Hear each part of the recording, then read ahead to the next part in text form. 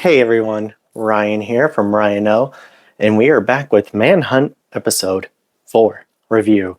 This won't be a pretty short one. This episode was really, I don't want to say boring, but it was really slow. Not much of Booth in this. Like, I think only we see him like 4 times in this whole episode. It's more Stanton again, Detective Stanton. But I'll kind of go along with some of this. I'm not, again, enjoying Detective Stanton. It's kind of getting a little bit tiring now. Again, he is basically solo investigating the John Wilkes Booth hunt, chase, whatever you want to call it. I mean, of course, he has people working for him. Even his own son is trying to find things out. Even Robert Lincoln in this episode was finding out things and reporting it to Stanton. But I feel like now they're going on a lot of wild goose chases because they think everything is involving Booth. Basically, I think in the show, it's like they don't know a lot of what they're doing, or they do, but they're kind of trying to combine it all together. Like, everything is the Secret Service and Booth, which I don't believe is the true case of the thing. The very beginning, Booth did work with the Confederate Secret Service. He did. Granted, he did. But that was only for the kidnapping plot. So once, of course, Richmond fell, the rest of the Confederacy was falling, they didn't really need Booth anymore. They didn't need any of their Confederate agents throughout the North. Again, they were losing. So there was no point for them to say, hey, go assassinate President Lincoln. That's going to cause the whole war to rejuvenate, which Booth thought would happen. Again, that was Booth's own thoughts that would happen. He would be hailed as a hero and the war would be restarted. But the Confederacy knew. They knew everything was up. Davis was gone. He flew away. Again, if you want to believe the funny story, he was wearing a woman's dress and ran out of the capital of Virginia, of Richmond. He left. So did everyone else. But Stanton and the Union are now basically forcing everything to be involving the Confederacy. Like, even in this episode, they were talking to one of the men. I forget his name. I know it starts with an S, but he owns like a bunch of stores in New York, hotel stores, and yet he was basically a Confederate sympathizer like Booth. Again, he was a racist, only wanted white people to inherit things. He did not like how Negroes, that he kept calling in the episode, were given land. So, again, you could tell that he's supposed to be labeled as the bad guy, but he gave Union soldiers new uniforms, summer uniforms with like diseases. Again, that could have happened. I just don't understand how that's supposed to track down to Booth. And the way they do it in the show is that he is sending the Union uniforms on the Secret Service pathway through Maryland into Virginia to help the Union. But it was originally a Confederate plan, which it beats me. But that's a few nitpicks. I have a few more near the end of the episode, which again won't be long. But again, this is a really slow story. Everything is involving Stanton. Everything involves this other guy. But just other Confederate agents or people they believe to be Confederate or have like good tendencies towards. I mean, it seems like every person that's white in this show so far that hates black people, they're basically saying they're Confederate sympathizers, which, I mean, is funny in a way, but I mean, I don't believe historically is accurate. I mean, because I told you before, many Union soldiers didn't even want to free black people. So black slaves, and they fought for the Union, which, I mean, does that mean, according to the show, they're Confederate sympathizers too? I don't know. I guess so. But I'm going to tell you a quick story. I just read a few days ago, a week ago, they're showing Dr. Mudd And in this episode, they show him again hating on his servant or slave. Again, it seems like they're in Maryland, so a neutral state in between the two. I guess she is technically free because she leaves his employment. But I don't know about her friend or her brother, the other black guy from the other episode. I guess he's still working there, maybe. But we know she was given a plot of land. A lot of the black slaves or former slaves, a lot of freemen were given free land grants to do whatever they wished with, basically as like a repercussion for slavery.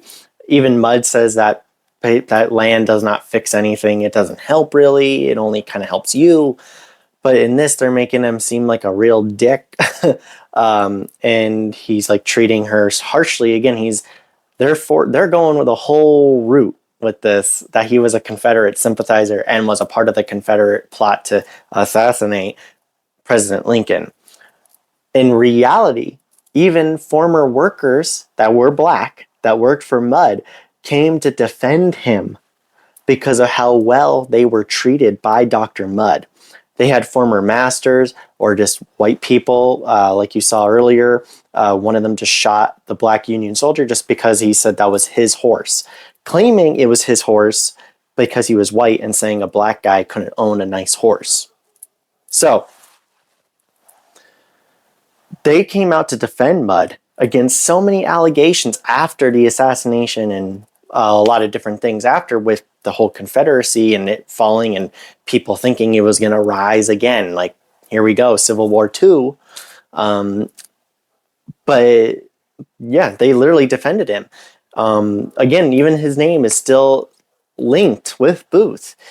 And it's a hot debate on if people think he helped, knew, or lied, or just really wanted to treat a wounded stranger at his door.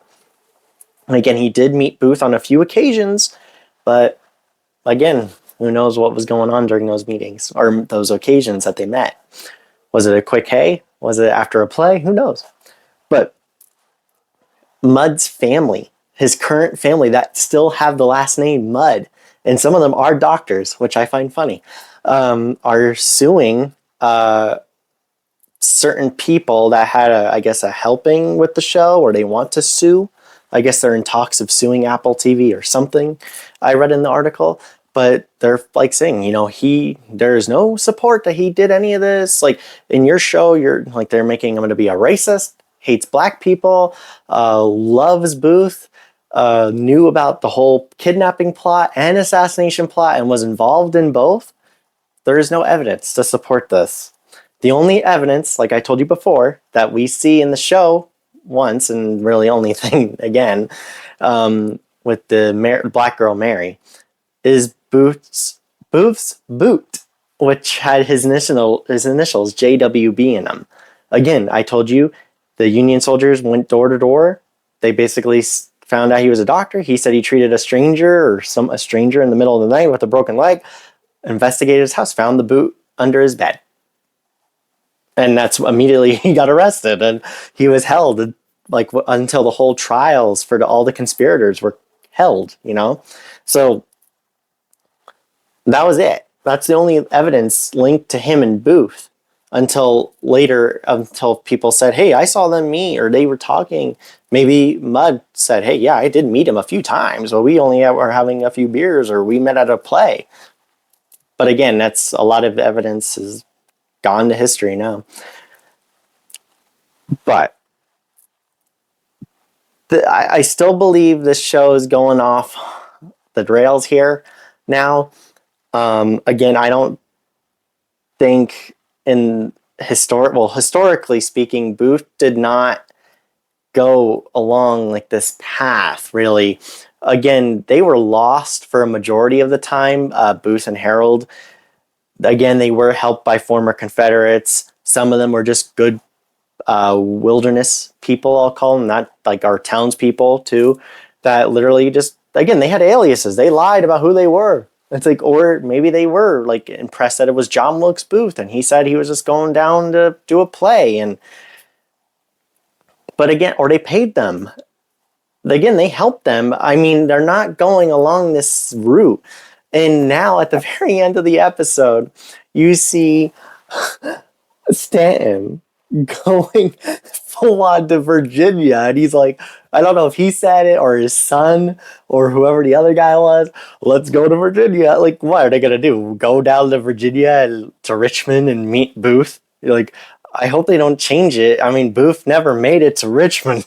So, I mean, are they just going to go down there and just be like, yeah, Booth, hey, how's it going? You're under arrest.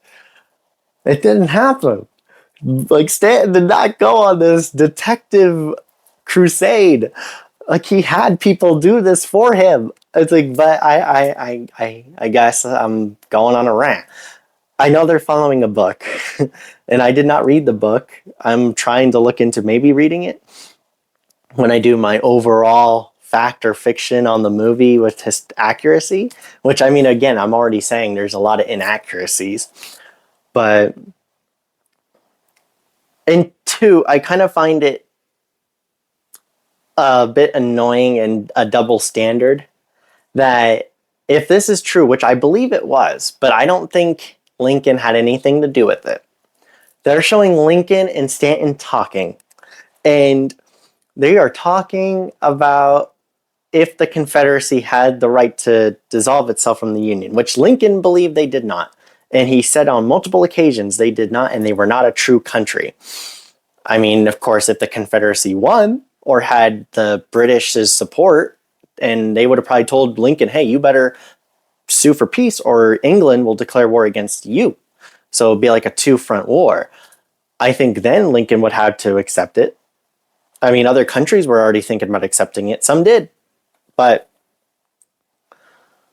in the show, they're acting like, again, they did not have the right.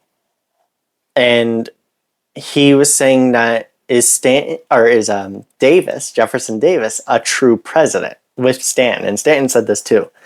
So that means basically, sorry if you can hear the dog barking, but could we get rid of him?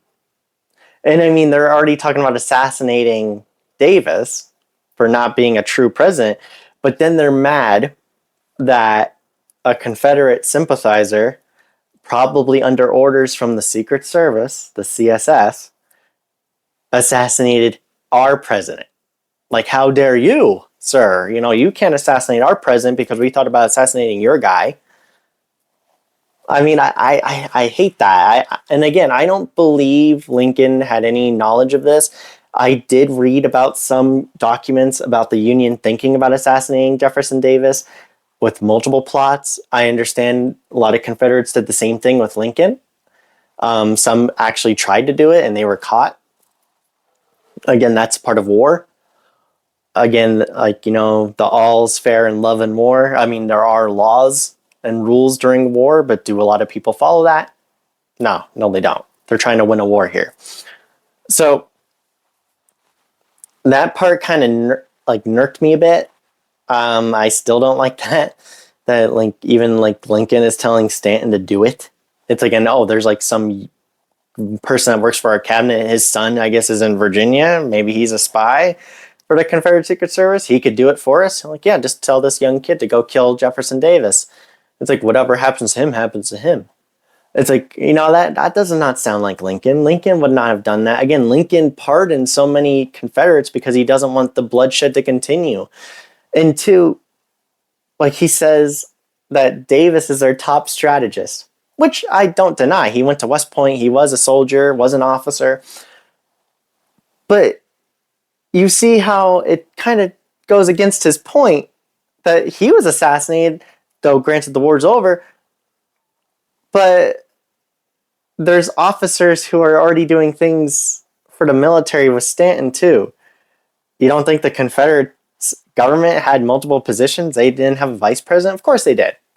I mean, they have generals. They had Robert E. Lee. They had so many generals that were beating the Union in almost every battle that they had until a certain point. So I don't understand that. Like, Davis is dead. That means Lee's going to surrender. All the soldiers are going to surrender. All the officers are going to surrender. The whole government is going to collapse. No. There is like no leader that I've ever heard of or country that has died and their soldiers and generals immediately stopped fighting. Even in the ancient times that I read, it just doesn't happen. So it's weird how they're doing this. And again, now Stanton is going off to Virginia and he's following this Secret Service pathway to follow and track down Booth. I don't buy that. Again, he did not do that. And I'm going to be angry and pissed if that, again, Booth was tracked down by the U.S. Cavalry. I'm going to be mad if Stanton is there, say, near like the last moments of the show with Booth and say Stanton. I'll be mad. I want to see Booth and Harold with the Union cavalry that was chasing them for days. Again, Booth was gone for 12 days on the run. They were after him every day. So I want to see the final like thing with them, you know. But that's my little rant. Again, thank you for watching these videos. Leave a like, comment, and subscribe. I would greatly appreciate it. And please just look after all my other content. Look at my shorts, my past content, my future content, and just share some of the love out there. Thank you, and see you in the next one. Bye, everybody.